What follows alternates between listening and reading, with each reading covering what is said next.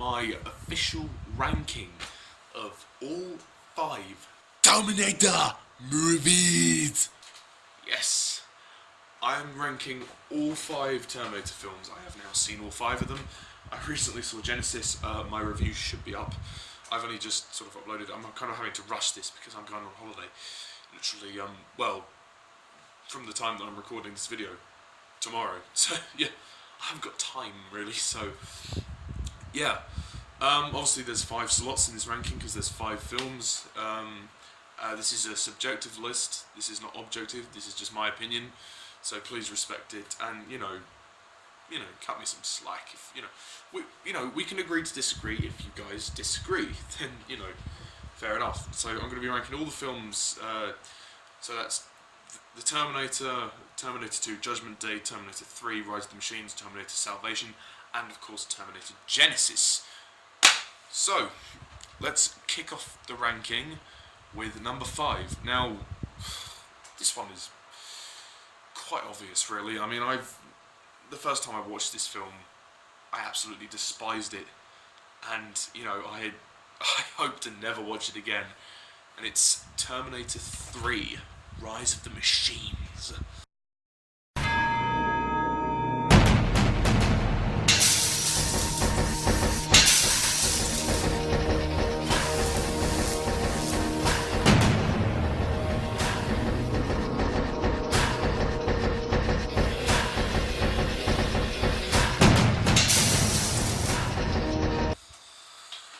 So, Terminator 3, this movie just sucks. This movie is an absolute squat in the toilet. This movie is a piece of shit. It is actually several pieces of shit. I don't know what happened. I mean, it's such an arrogant film because the director, Jonathon Mostow, basically, judging by his direction, it's like, oh hey, you know what we did, what Cameron did for the second film? Let's do that because that's what people loved. No, if you're going to make a Terminator movie, be original. Don't just rehash what James Cameron did.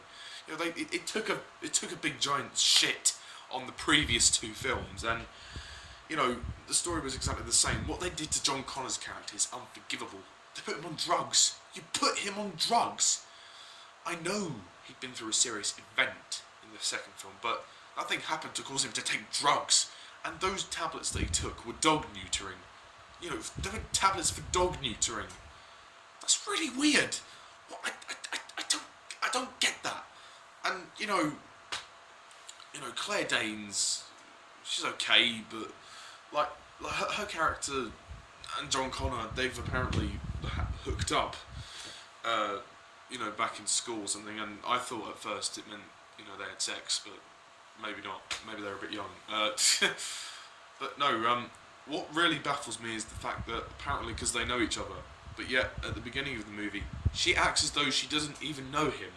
So if you're going to introduce some history, introduce it earlier in the movie, and I mean, the writing is so terribly lazy. I mean, they didn't even try to hide the fact that they were rehashing the second film.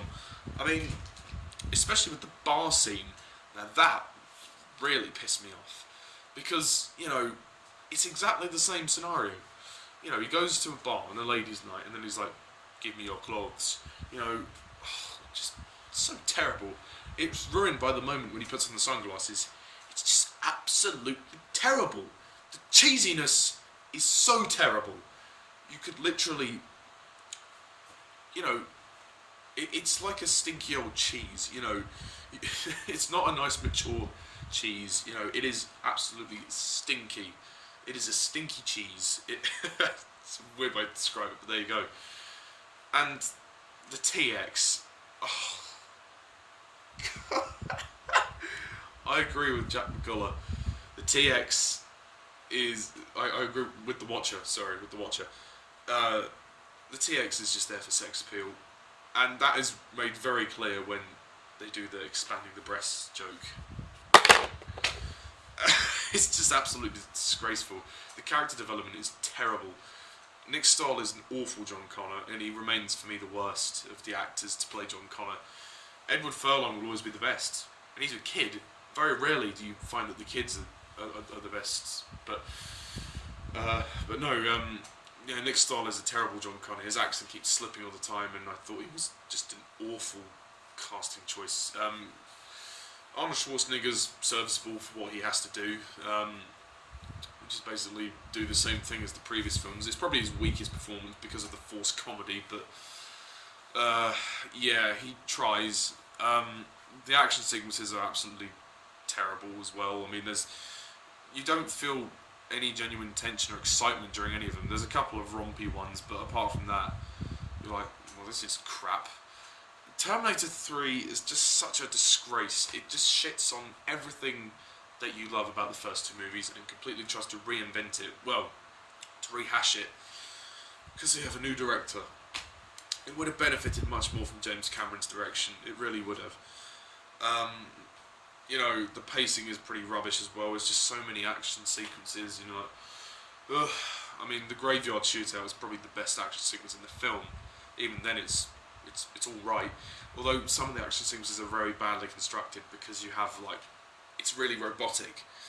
So, I don't understand why they were done the way they were done. It's just an awful film. Not even the music is good. I gave it a 0 out of 10 in my review. I absolutely hated it. I mean, if you want my further thoughts, then check the review, because I can't remember some of this film. It's just terrible. I mean, and also Kate Brewster's father, he's a pointless character, because he dies, and we know nothing about him. He's just there for one scene and then he dies. So it's like the movie tries to create emotional tension without actually developing characters. Doesn't work. Terminator 3 is the worst, simply because it gets everything wrong. That tonally, character-wise, story-wise, it basically shits on the second film because it says oh, you didn't actually stop Judgment Day, you just postponed it.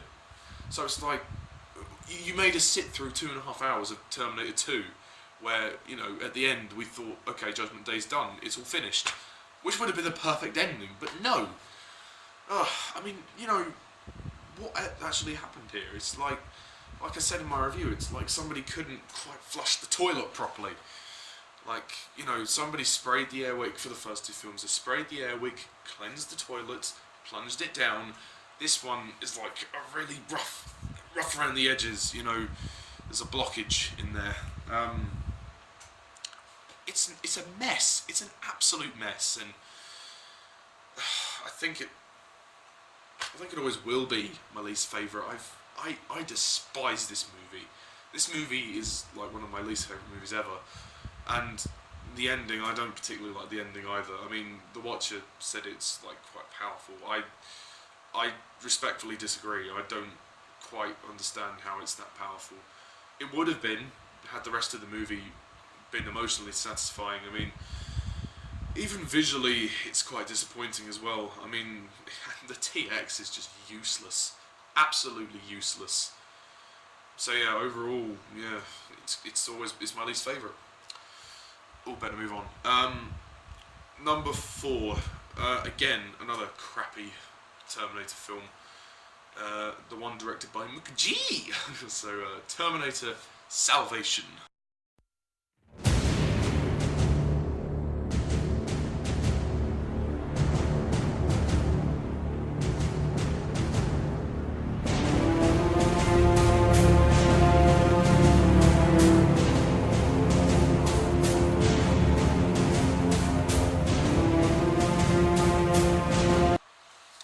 Now, a lot of people were probably wondering why I take this over the third movie.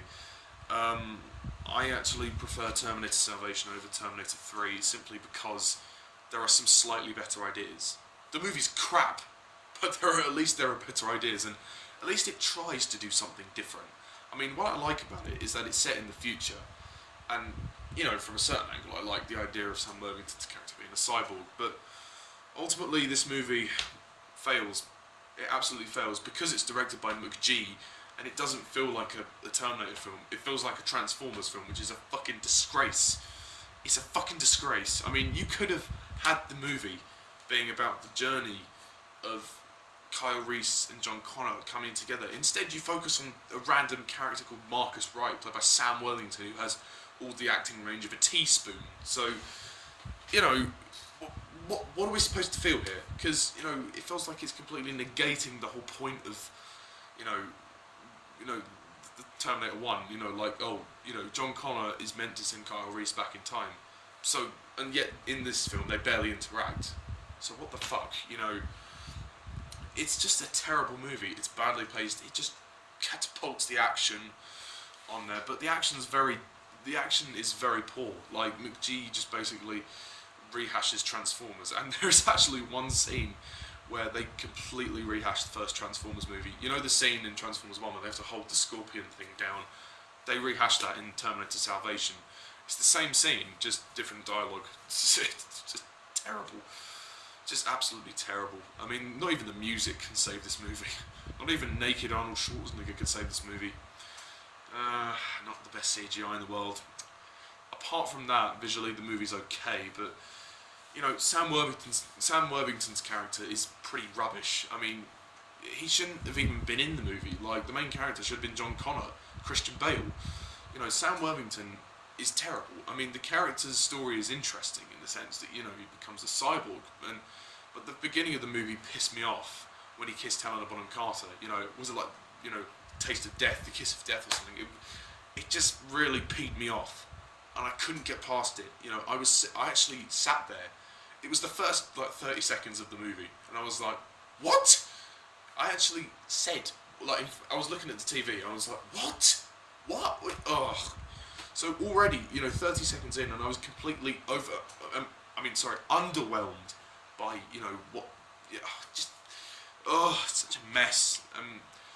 The robots as well, they're fucking useless. I know they're like the first sort of prototypes and all that, but, you know, it's like 2 hits and they're dead.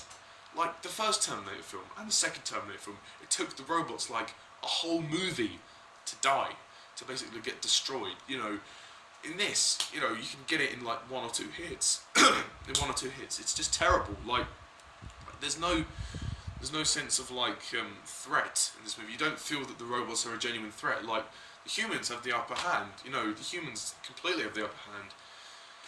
And as for Christian Bale, you know, hear him roar. It's Christian Bale shouting and making these great big speeches. I think, you know, because of the whole rant, you know, behind the scenes, Christian Bale got into a rant because somebody faffed around with the light. Originally, Christian Bale wasn't meant to come on board the film, and the producer had said that. And I think he sort of just realised that he was in a movie directed by McG, and then he just kind of like, he just had a miserable time. I think apparently for McG's other movies, you know, there have been problems on set, so he's not the easiest guy to work with by the sounds of it. Christian Bale's obviously, you know, got into a right big, you know, hoo-ha about it. So, and the direction by McG, you know, just terrible. This guy cannot make films. McG is one of the worst film directors. Seriously, this movie is I mean, I know he's directed other things like some music videos and adverts and stuff, but I mean, I haven't seen those. I haven't seen any of his other movies, but judging by this, he's an absolutely terrible director. He doesn't understand anything about storytelling. You know, the storytelling is terrible. It's a jumbled mess, and you know, I don't think he's the easiest director to work with as well, and I don't think any of the cast seem to have enjoyed themselves. I mean, you know, he's homaging Michael Bay. You know, he doesn't care about the movie. He doesn't care. You know, and he doesn't care about the franchise. You know, he's just like, let's just make an action film. You know, he's got his hands on Terminator. This will make him a lot of money. Well done. Well done. Ugh. I mean, McG is a shit director. If you're planning to make a movie, don't hire McG. He's a why does he call himself McG? Is he some kind of rapper like MCG or something? Like, what? Why does he call himself McG? I don't understand that. His name, you know, his parents kind of called him McG when he came out the birth canal. Seriously, that's a stupid name, McG. And he claims that's why people hate him, because of his name. I think people hate him because he can't make films.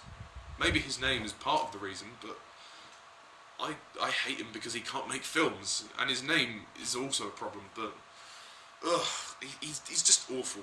He's awful. The movie goes from action set piece to action set piece. It's poorly constructed. The action sequences drag on forever. Why is the little girl in the movie? She's terrible. You know, she has no reason to be there. You know, she's just along for the ride. And the guy that plays Kyle Reese, Anton Yelchin, he's just wasted. He's just completely wasted. He's not really very good anyway. You also got Bryce Dallas Howard, who is wasted. She plays Kate. But apart from that, yeah, it's crap. It's a crap movie. So I'm gonna move on before I go into an even bigger rant. Number 3. Now, number 3 was the latest Terminator movie, which surprised me actually. That I would put it at number 3. Terminator Genisys.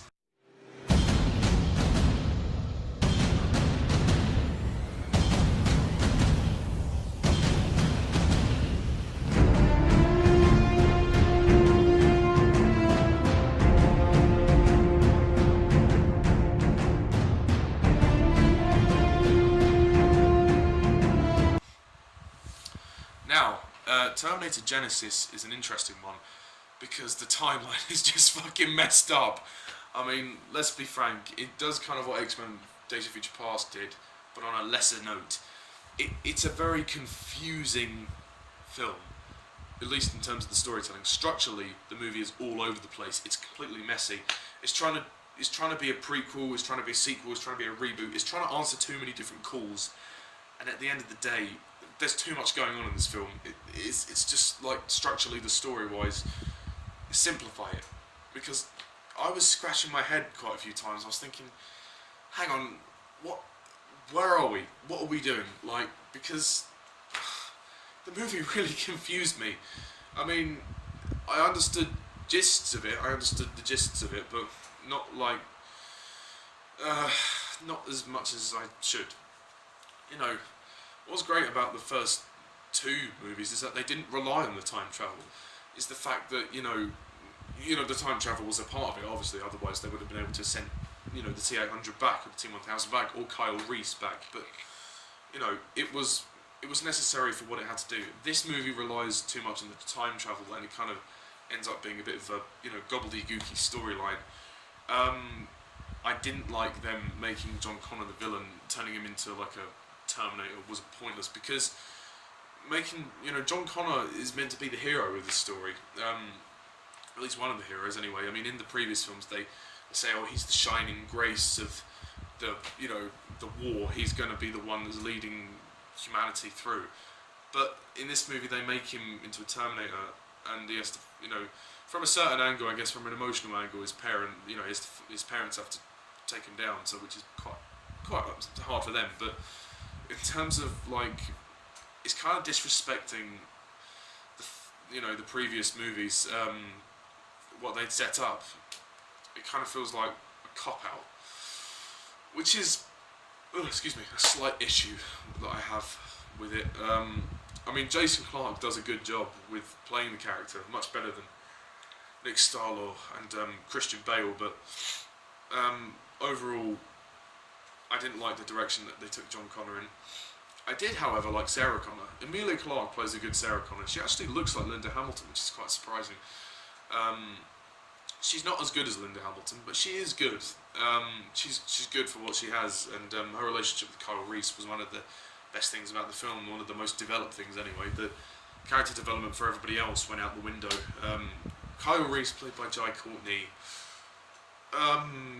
he's okay, I guess. There was some lines that he delivered quite woodenly, but I think he was mainly cast for his looks, to be quite honest. Better actors could have taken on the role. Arnold Schwarzenegger, it's nice to see him back, I suppose, because the last sort of proper appearance that we see of him is Terminator 3, which was 12 years ago. So I know he was in Salvation, but that was the CGI version. So yeah, it's nice to see him, the different ages of him as well, like when he's young to when he's kind of like a bit older, and then to when he's really old. So I suppose that's nice. The action is good, although they can get a bit too much of it at times. It's an entertaining action film, but I don't think it's a great Terminator film. Matt Smith is in the movie as well, and I think he should have been the central villain. I don't know about you, but I thought they kind of missed a trick there.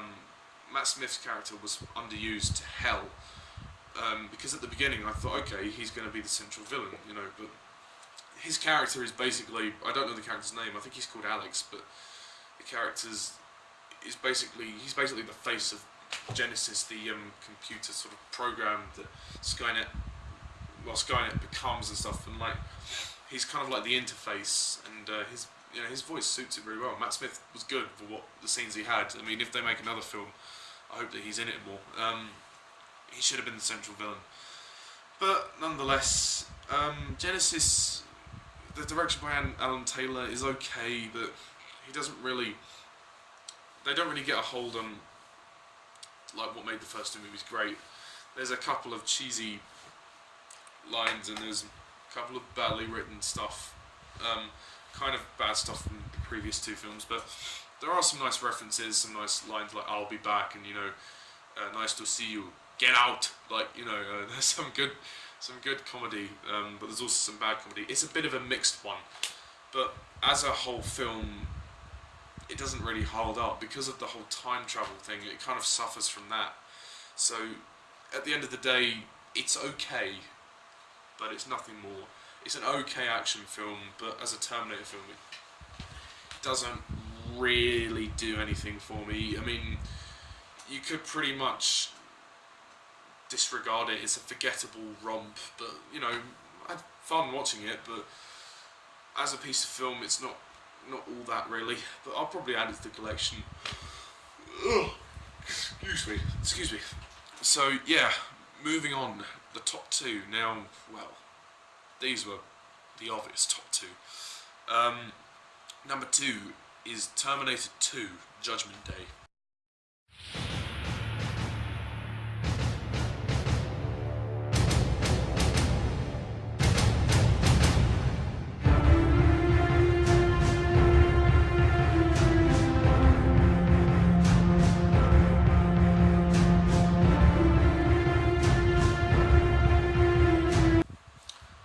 Surprise, it's not my favourite Terminator film, but however, I will say this is an excellent film. This is, well, the last good Terminator film. It's an amazing movie. One of James Cameron's best films. I really liked the story, how it progresses, and it revolves around John Connor this time, and Edward Furlong as John Connor is fantastic, and he's the best John Connor. He's cocky, he's smart, he's kind of quick-witted.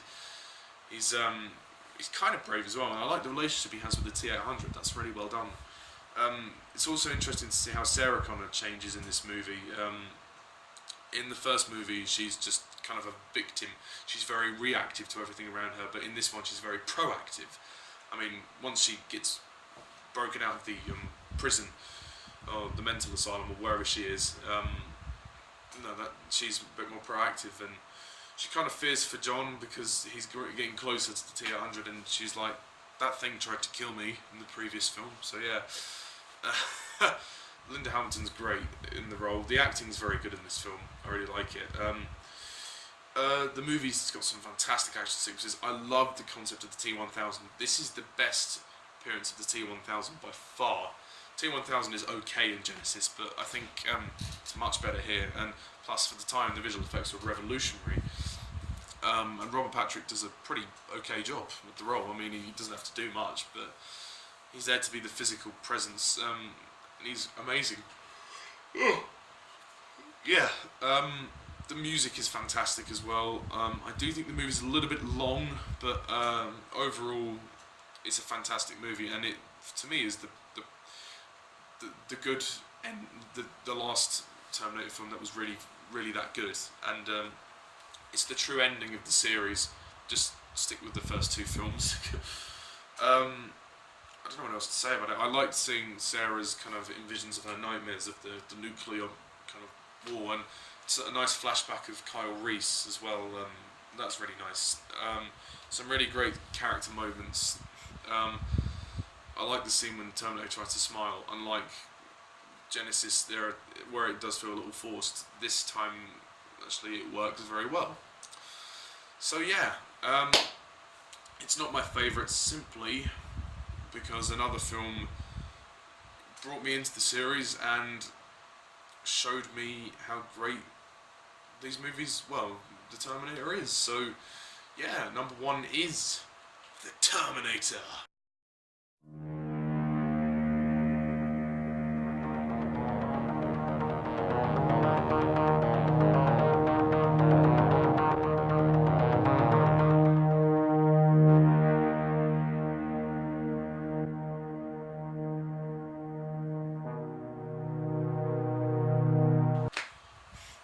Yes, the original film in 1984. Yes, so The Terminator. I love this movie. This movie's fantastic. I don't think it's quite a masterpiece, but I do really like it. It's a kick-ass action film with a great story and some nice flashbacks to the war. Also, I forgot to mention in Terminator Genisys, the first 20 minutes were really good seeing the war, and in Terminator 2, the war scenes are really cool as well. This movie, you have some fantastic war scenes and great character moments. Like, I like Sarah Connor as a character. The scenes between her and Reese are really cool. The guy that plays Carl Reese, I can't remember the guy's name for the life of me, but he's very good. Bit of a passionate sex scene, but I didn't think they needed to sort of show that much, but okay. The action is amazing, and it's James Cameron's best film, I think. His direction is superb. He gives you the emotions of the characters very well. Like, Sarah's kind of thrown into all of this, and I like the scene in the police station as well with Reese when he's being interrogated. Arnie's very good, and this is his signature role, and obviously the famous line, "I'll be back." It's amazing. I mean, they do take a bit of time kind of getting into it, which is fine, but they focus on two supporting characters who don't really need to be focused on, which is my only real criticism. But their deaths are quite tense. Yeah, the music is fantastic as well. Why I prefer this over the second one is purely because it's a lot tighter. It moves quicker and it's tighter. It's 1 hour 45 minutes, whereas the second one is like 2.5 hours long, so it's a bit long. But no, this movie kicks ass. It's so cool. It's really cool. It's got a great story, great characters, great plot. I've said the story already. Sorry. Some nice acting as well. Some really good acting from Linda Hamilton and the guy who plays Carl Reese. And at the end, you know, there's some nice. It ties in very well with the little things towards the end. If you want to see my review for further thoughts, then do check those out. But yeah, that is it. That is my ranking of the 5 Terminator films. So I'll just repeat my list to you.